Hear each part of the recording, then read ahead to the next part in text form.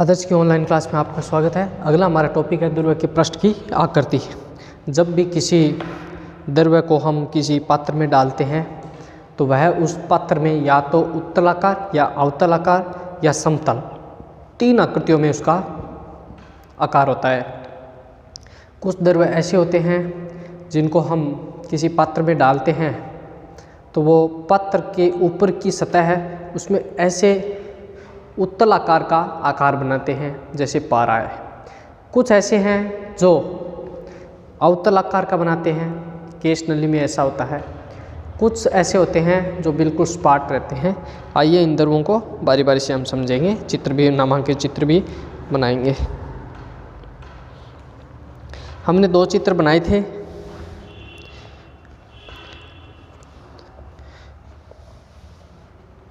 पहला चित्र हमने ये बनाया था FC/√2 is greater than FA, और दूसरा चित्र हमने बनाया था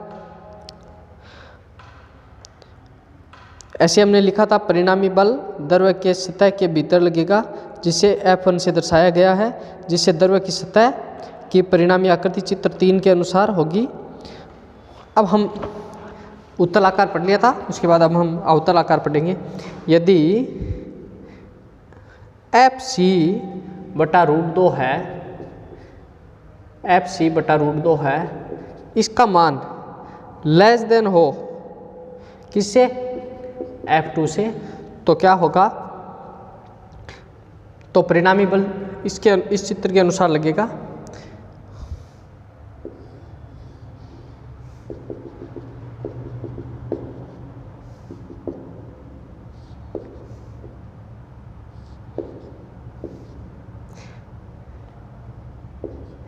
ये है FC/√2 और ये है F2 और ये है FA-FC/√2।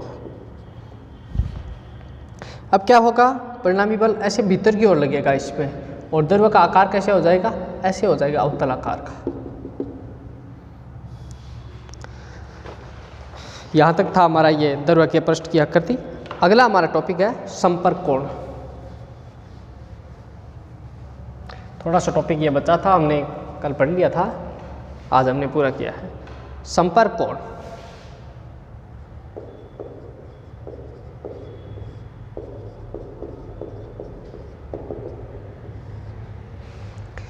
यदि किसी द्रव्य को किसी ठोस सतह पर रखा जाए तो ठोस सतह है वो कई प्रकार की आकृतियां बना सकती है, और ठोस और द्रव्य के कटान बिंदु पर या जिस बिंदु पर ये स्पर्श होते हैं वहाँ पर जो कोण बनता है उस कोण को हम कहते हैं संपर्क कोण। देखिए, यदि किसी द्रव्य को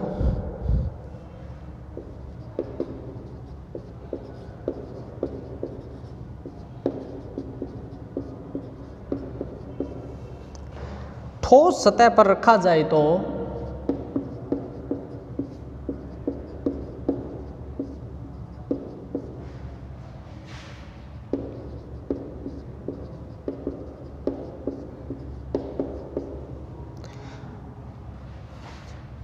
द्रव्य सतह कई प्रकार की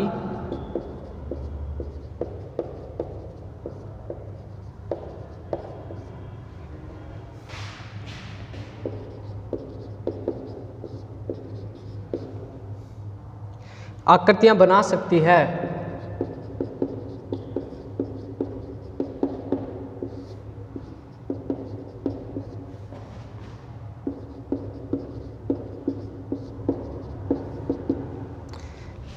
ये देखिए, पहली देखिए, ऐसी आकृति भी हो सकती है।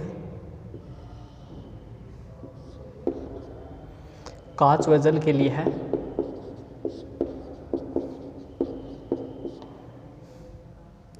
ये थीटा कोण, ये ठोस सतह है। इसमें क्या है? FA is greater than FC/√2।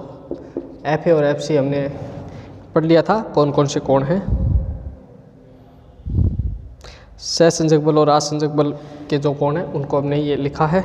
दूसरा देखिए, ऐसा भी हो सकता है, ये ठोस सतह और ये पारे की बूंद है और ये थीटा कोण,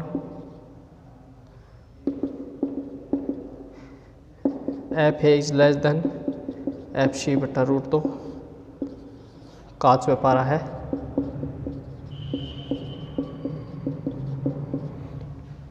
तीसरा देखिए,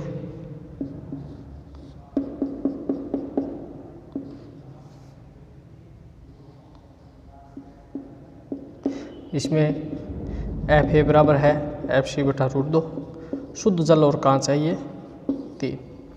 देखिए पहली स्थिति में देखिए थीटा क्या है, न्यून कोण है। दूसरी स्थिति में देखिए थीटा अधिक कोण है, 90 से ज़्यादा है। और तीसरी स्थिति में थीटा क्या है, 90 डिग्री का है।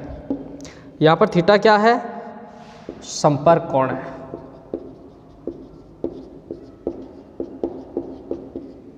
थीटा क्या है यहाँ पर, संपर्क कोण है। अब हम इसकी डेरिवेशन पढ़ने के बाद परिभाषा लिखेंगे। अतः संपर्क कोण उस कोण के बराबर है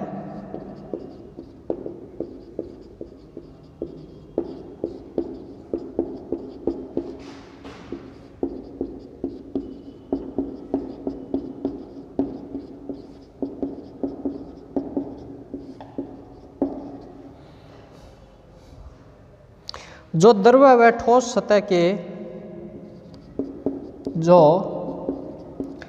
द्रव्य व ठोस सतह के संपर्क बिंदु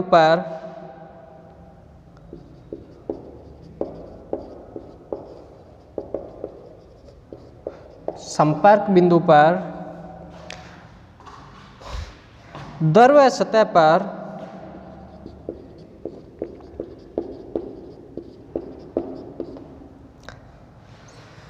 खींची गई स्पर्श रेखा व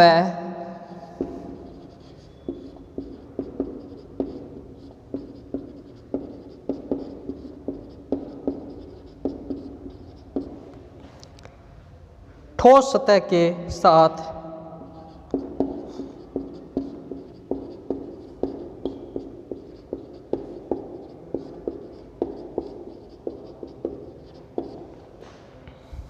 द्रव्य के भीतर हो।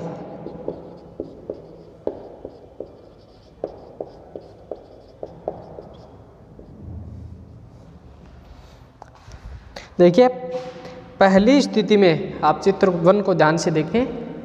पहली स्थिति में असंजक बल और असंजक बल है वो सहसंजक बल से अधिक होते हैं। जब असंजक बल सहसंजक बल से ज़्यादा होते हैं उस समय यह स्थिति प्राप्त होती है, और जब सहसंजक बल असंजक बल से ज़्यादा हो तो उस समय यह स्थिति प्राप्त होती है। और जब सहसंजक और असंजक बल बराबर होते हैं तब हमें तीसरी स्थिति प्राप्त होती है। यहाँ तक नोट करने के बाद आइए छोटे छोटे टॉपिक है। अब अगला टॉपिक देखिए, इनकी परिभाषा याद रखना संपर्क कोण की।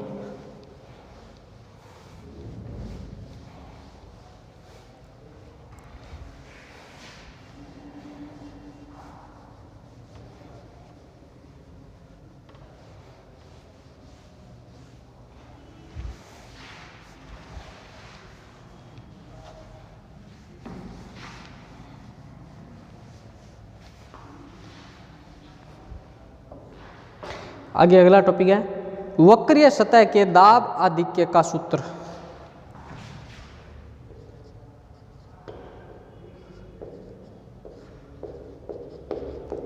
वक्रीय सतह के दाब आधिक्य का सूत्र है।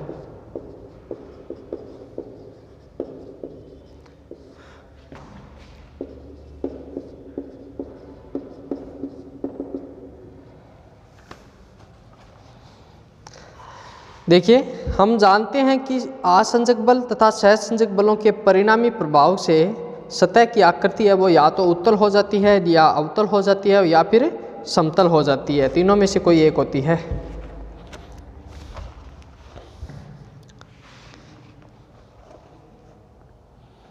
देखिए हम जानते हैं कि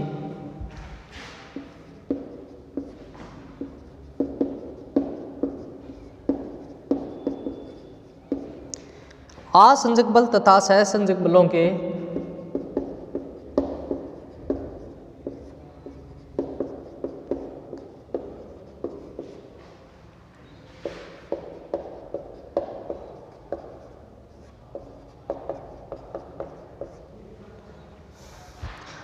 परिणामी प्रभाव से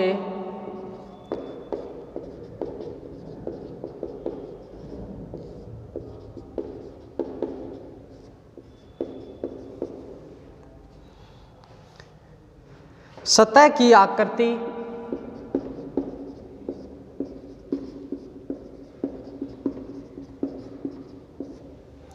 उत्तल, अवतल या समतल हो सकती है।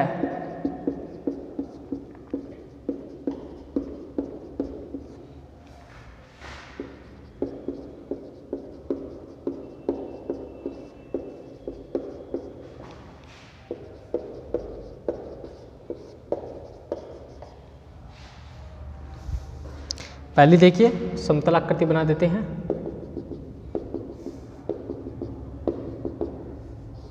ये तो बिल्कुल समतल है। दूसरी देखिए, ये कौन सी है? अवतल।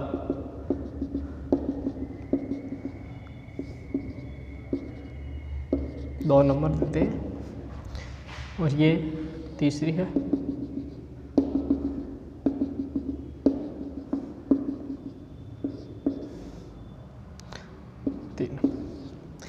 देखिए पहले चित्र में असंजक बल तथा सहसंजक बलों का प्रभाव समान है, अतः सतह कैसी है? समतल है। और दूसरे चित्र में देखिए असंजक बल है वो सहसंजक बल से ज़्यादा प्रभावी है। दूसरे चित्र में क्या है? असंजक बल सहसंजक बल से ज़्यादा प्रभावी है। और तीसरे में देखिए, तीसरे में सहसंजक बल है वो असंजक बल से ज़्यादा प्रभावी है। तो इसमें द्रव्य नीचे की ओर उतरेगा तीसरे में, दूसरे में द्रव्य ऊपर की ओर चढ़ेगा। दूसरा और तीसरा किसके एग्जाम्पल है? केश नलियों के। देखिए उत्तल और अवतल सतह के बीच में सदैव है ना अवतल भाग की ओर दाब अधिक होगा। नोट करेंगे हम। देखिए चित्र 1 का वर्णन करेंगे पहले। चित्र 1 है में असंजक तथा सहसंजक बलों का प्रभाव समान है। में असंजक तथा सहसंजक बलों का प्रभाव समान है।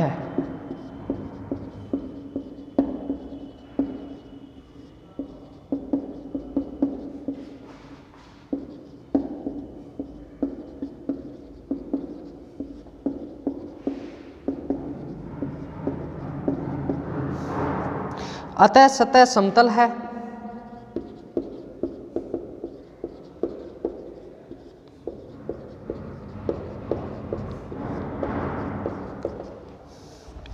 जबकि चित्र 2 में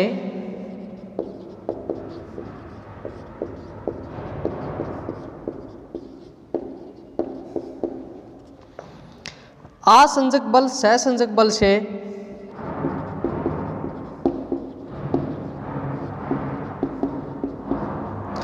सहसंजक बल से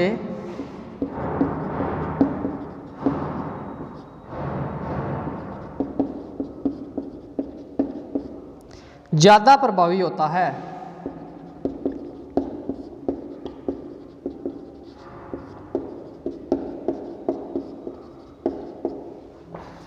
जिससे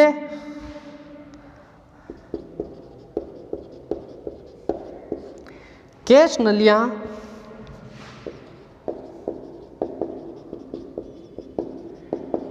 या हम कह सकते हैं पात्र में द्रव्य ऊपर चढ़ता है।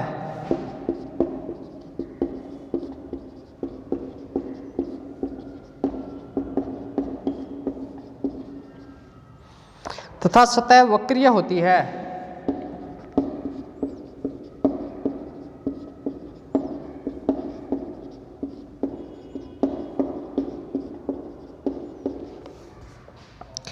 जिसका अवतल भाग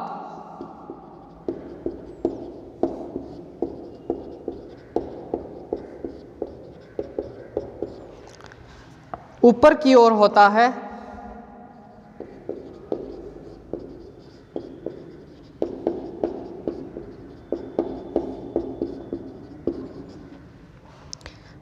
देखिए अब देखिए चित्र 3 में आइए। चित्र 3 में सहसंजक बल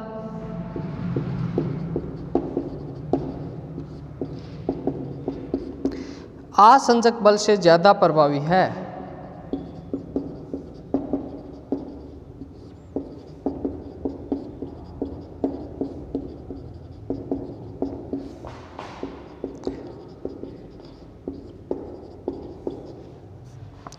अतः केश नलिका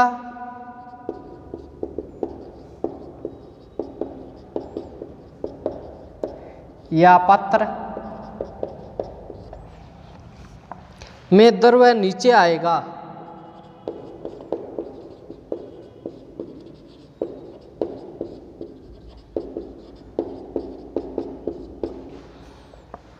तथा अवतल भाग नीचे की ओर होगा। ये तीर का चिन्ह है ना, ये रहा नीचे की ओर, तथा अवतल भाग नीचे की ओर होगा।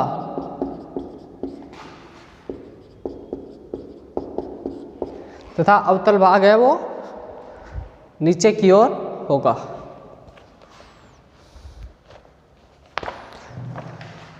देखिए आपको 3 चित्र दिखाई दे रहे हैं।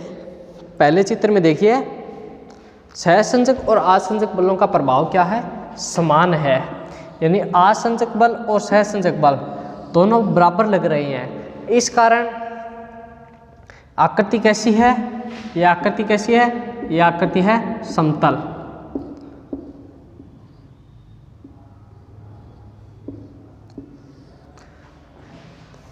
और दूसरे भाग में देखिए आसंजक बल है, यहाँ पर आसंजक बल सहसंजक बल से क्या है, ज्यादा है। इस कारण इसके अवतल भाग ऊपर की ओर है। और इसमें क्या है, दूसरे चित्र में पात्र है, उसमें द्रव्य ऊपर की ओर चढ़ेगा। और तीसरे में सहसंजक बल है, वो ज़्यादा प्रभावी होता है किससे, आसंजक बल से। तो केश नलिका या पात्र में द्रव्य नीचे की ओर आएगा और अवतल भाग भी आपको दिखाई दे रहा है चित्र में, नीचे की ओर होगा।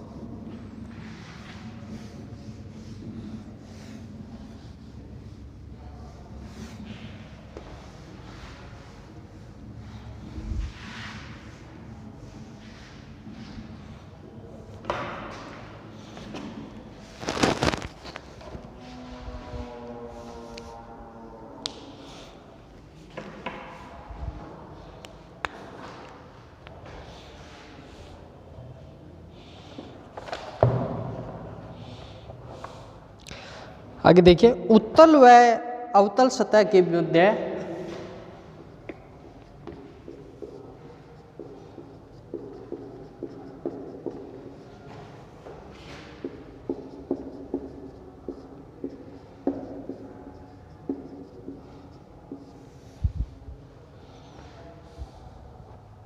सदैव अवतल भाग की ओर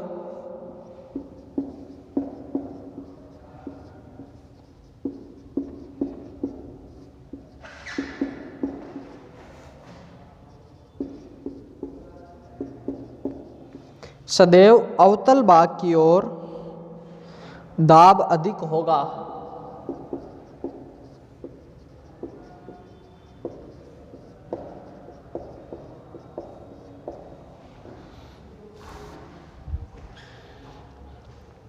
यदि दोनों सतहों के मध्य दाबांतर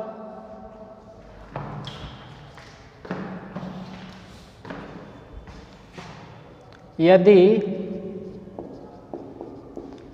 दोनों सतहों के मध्य दाबांतर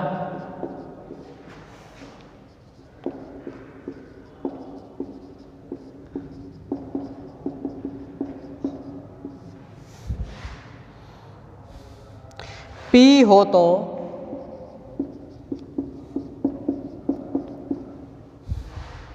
इसके लिए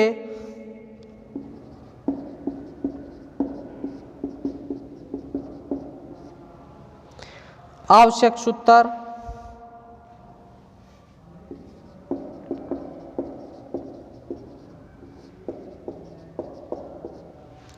निम्न प्रकार से ज्ञात किया जा सकता है।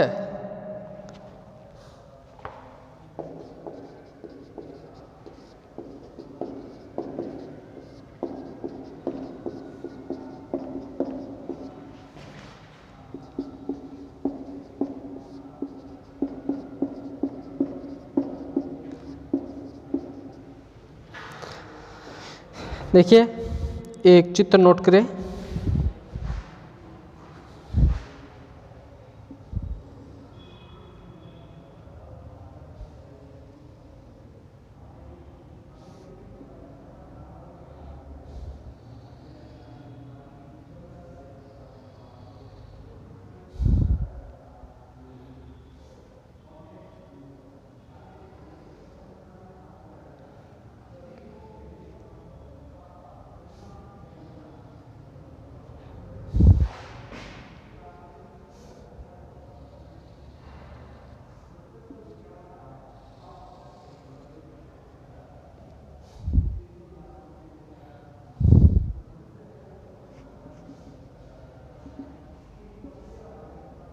नोट करें O2, ये B, ये O1,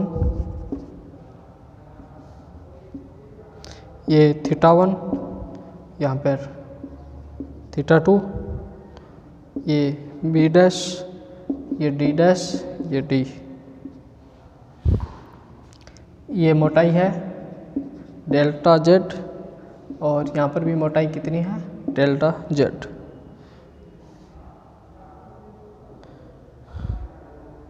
ये बिंदु है A और ऊपर वाला A डैश।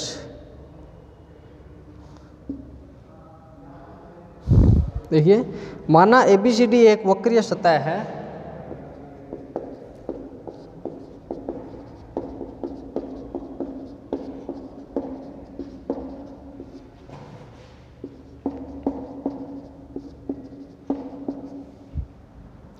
जिसका अवतल भाग नीचे की ओर है।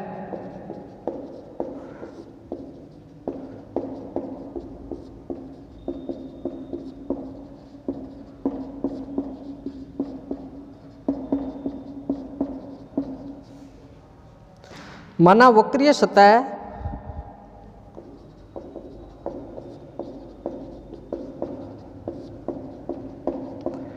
एक आयताकार खंड है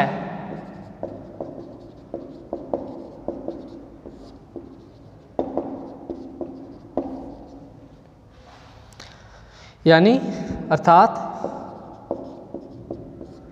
AB बराबर है CD व BC बराबर है AD।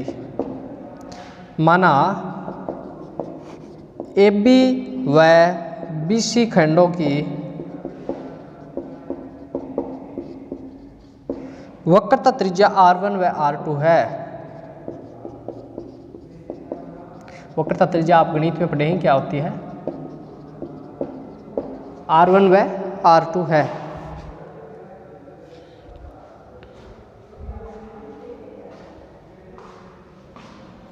माना इन वक्रीय सतहों के केंद्र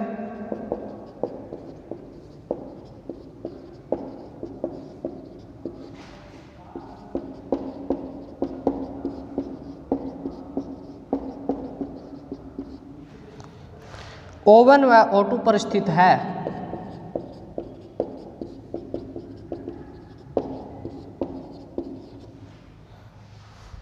माना खंड AB द्वारा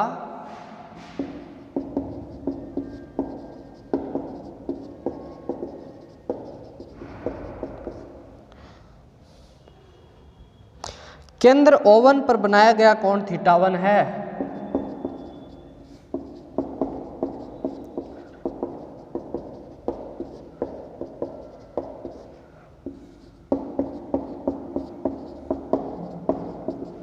θ1 है जबकि खंड BC द्वारा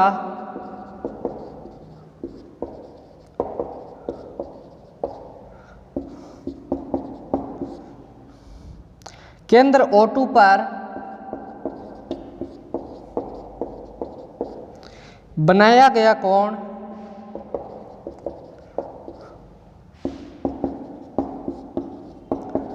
θ2 है। हम जानते हैं कि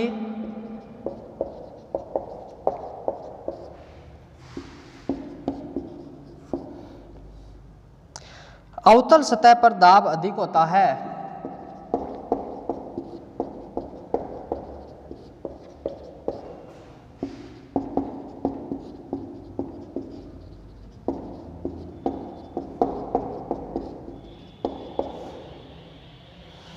अतः इस दाब के विरुद्ध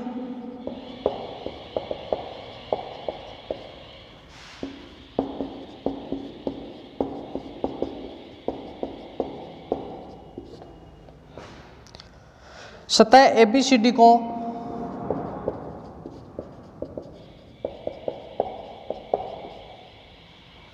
डेल्टा Z ऊपर की ओर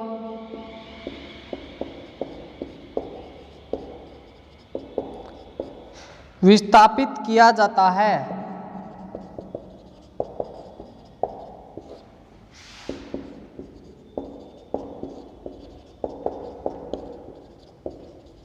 डेल्टा Z ऊपर की ओर विस्थापित किया जाता है। एक बार देखिए, चित्र पर आइए। चित्र पर देखिए, ABCD है, A B, यहाँ पे C लिख लेना, C और C डैश है, A B C और D। ये क्या है? एक वक्रीय सतह है, यानी एक वक्र बन रहा है। ना तो ये पूरी तरह से गोलाकार दिखाई दे रही है, ना पूरी तरह से चौकोर दिखाई दे रही है। ये देखिए ऐसे कटान है, और इसका अवतल भाग नीचे की ओर है। देखिए ये अवतल भाग है, ये अवतल भाग है इसका, ये अवतल भाग है। यानी जो ऐसे हम लगाते हैं और नीचे का जो धंसा हुआ भाग है वो कौन सा होता है? अवतल भाग होता है। अब अगर मान ले कि वक्रीय सतह एक आयताकार खंड है, अगर ABCD एक आयत होता तो हम ये कहते नहीं कि आयत की लंबाई आपस में जो बराबर होती है, चौड़ाई भी आपस में बराबर होती है। तो AB के बराबर कौन होती? CD के बराबर होती। और BC के बराबर कौन होती? B से लेकर के C AD होती। यानी AB और CD आपस में बराबर होगी और BC और AD बराबर होगी। कब? जब हम ये माने कि हमारी ये जो वक्रीय सतह है ये कैसी है? एक आयताकार खंड है। माना AB व BC खंडों की वक्रता त्रिज्या कितनी है? R1 और R2 है। देखिए ये जो चाप है ना, A से लेके B तक, इस चाप की लंबाई कितनी है? हमने मान रखी है R1। और ये B से लेकर के C तक जो ताप है, इसकी लंबाई कितनी है? R2 या त्रिज्या R2 है। और इन वक्रीय सतहों के केंद्र कौन कौन से हैं? O1 और O2 है। ये वक्रीय सतह है AB, इसका केंद्र कौन है? A और B से हम रवाना होंगे, दोनों बिंदु जहाँ पर मिलेंगे वही इसका क्या केंद्र है? O1। इसी प्रकार BC वक्रीय सतह पर आइए, हम B और C से रवाना होंगे और एक बिंदु पर जहाँ मिलेंगे वही बिंदु इनका क्या होगा? वक्रता त्रिज्या होगा। और खंड AB है, उसके द्वारा केंद्र O1 पर बनाया गया कोण कितना है? केंद्र O1 पर बनाया गया कोण θ1 है। और BC वक्रीय सतह, उसके द्वारा केंद्र पर बनाया गया कोण कितना है? θ2 है। यानी आपको ये याद रखना है कि θ1 और θ2 कोण कौन कौन से हैं? AB वक्रीय सतह द्वारा केंद्र O1 पर बनाया गया कोण θ1 है और BC खंड द्वारा केंद्र O2 पर बनाया गया कोण θ2 है। अवतल सतह है, उस पर दाब अधिक होता है, ये हमेशा याद रखना। अवतल सतह पर हमेशा दाब क्या होता है? अधिक होता है। किसकी तुलना में? उत्तल सतह की तुलना में। तो इस दाब के विरुद्ध ABCD को डेल्टा Z हम ऊपर की ओर विस्थापित किया जाता है, इससे हमें कार्य भी करना पड़ेगा। इसके बाद ये टॉपिक हम अगले वीडियो में पढ़ेंगे। धन्यवाद।